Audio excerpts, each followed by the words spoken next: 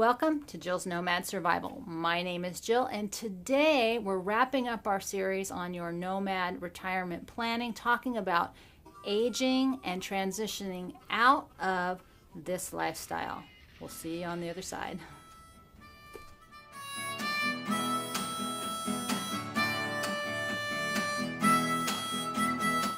Most of what I would really cover in this section is written in the book, my guide, Jill's Guide to Getting Ready for Your Post-50 Life, because I don't know about you, but as I've gotten older, I've noticed that things are changing, but I've spent a lot of time with older people, and as a social worker, I spend a lot of time trying to help other people as they get older fit into their life in their new version of self. So one of the big lessons I've taken away is you really need to think about 45 to 65-ish, what you want to plan for yourself when you get over 65, 70, and then do the work now. So that's why I wrote the book. That's why I recommend it.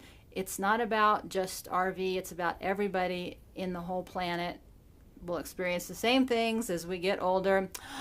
It's just one of those norms. So I have got that linked below for you on that. So there's a lot of issues that come up that are different in an RV than you would be if you're in a home.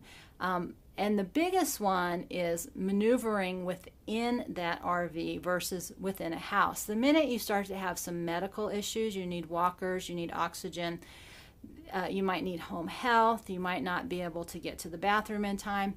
You can probably fudge that in some instances in an RV, but it becomes increasingly difficult as you become more medically compromised, plus staying in closer proximity to hospitals, staying closer proximity to a doctor. If you're traveling, you've always got a different doctor, so they don't really have a good history and a sense of you. So one of the things I'm suggesting, as much as I love this, I also know there'll be a time where I'm going to need to be planted somewhere, because I want my personal goal is to end up in a community where I've established good relationships and I've set up systems so that I can be assisted through this end-of-life transitioning process. Even though I say this, I know most people won't do anything, and worst case scenario is you fall down, they'll take you to the hospital, and you can't go back to the trailer and you end up in the nursing home. I don't want that, so that's why I am talking to you about planning ahead. But it's something to be concerned about. You know, some people stay very physically healthy, but they become mentally confused and forgetful. If you're becoming confused and forgetful and you're not driving this great big vehicle that you may have very well, you're now a danger to others. I've had that conversation so many times, and nobody will ask for the keys. That's something that you really have to ask for yourself, because if you kill somebody, you are not going to be able to make peace with that process. So we really have to self-judge and self-regulate about what you can and can't do. And the nomadic life has a lot of limitations as you get older. There comes a time where you might not be safe. So one of the things that you can do while you're traveling is to really think about, where would you like to spend your last days? Is it close to family? Is it a certain kind of climate? Is it a certain kind of region? You know, what are your health issues? Where would they best benefit from? Do you have family? Do you have friends? Is there someplace that you felt connected to? You know, it's while you're traveling and you're younger is when you really should be thinking about all these things in terms of making long-term plans. We've sort of moved into this process where it says, I'll just call 911, someone will come and rescue me, and somebody will take care of it. Well, I was one of the people that had to take care of it, and it's not easy, and I'm going to promise you, you are not going to get the outcome that you want. There's never a good outcome when you just don't assume any responsibility or control for it. So you can't plan for everything, you can't avoid everything, but you sure can make things a lot worse by not doing anything. And that, I'm telling you from a lot of personal experience, nobody was ever happy with the outcomes. But you don't have a choice. If you show up somewhere, you cannot stay at the hospital. You have to go somewhere. Those are the facts. So you will go where they will put you unless you have so much money that you can dictate whatever you want.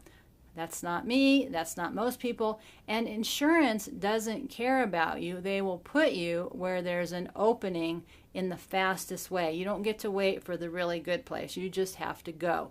So this is just a little bit of a reality check. You know, something like hospice, which really is meant to come into the home and transition you, would be very difficult to do if you were living alone and in a trailer. You have to think about your proximity. The further away from civilization you are, the less options you will have in terms of home health or nursing care or any kind of assistance. And I know these things aren't fun to think about, but I just really want to throw it out there because it's valid information. It's something that we're responsible for our own lives, so we really need to kind of think things out. And you know, if you're lucky, you just go to sleep and you drop dead. That's my plan, but most people don't go that way. Most of us kind of get sick and transition out very slowly. And it's much easier to think about these things ahead of time when you still have some energy than when you're old, frail, and confused. Then you really are just turning your life over to somebody that you don't know. And you have less control. That's when people get ripped off. That's when people get hurt. That's when people get taken advantage of. So this isn't a fun way to end, and I'll have to think of a better way to end this. In the meantime, I really want to just clarify how important it is to think about, if this is going to be your full-time way of being, is to come up with some idea for yourself what you want before you need it, while you can still do something about it. And again, the book will help you make some of those processes easier by giving you a lot of direction about what kinds of things you need to think about. So before we end on that bummer note, let's do one more positive. What I really want to end with here is I've spent a lot of time with dying people, and I'm going to tell you something right now. Nobody wished they'd worked harder. Nobody wished they'd make more money. Nobody wished anything about what they did. The biggest two regrets, I will tell you, are what you didn't do, the regret about the risks and the steps not taken, and relationships. And one of the problems with this kind of lifestyle is it can be very isolating and make it difficult to form relationships. So if there was one thing I would tell you to put extra time and attention into, would be building your relationships while you're younger, and not just at the end where you need something. We sort of make that assumption that somebody will just take care of us, that insurance will take care of us, the government will take care of us. If we have money, we can pay someone to take care of us. It's just not the same as when somebody who cares about us wants to help take care of us. So I'm going to leave you on that note, that it is better to risk than to regret. And with that, I just want to say, I hope this series helped you. I think there's 6 parts to it. Who knows, I may add something else. But if you just look under Jill Elizabeth and put in Nomad Retirement Planning, I'm guessing you'll get all 6 of them. I will make a separate playlist over at my YouTube channel so that you can find it.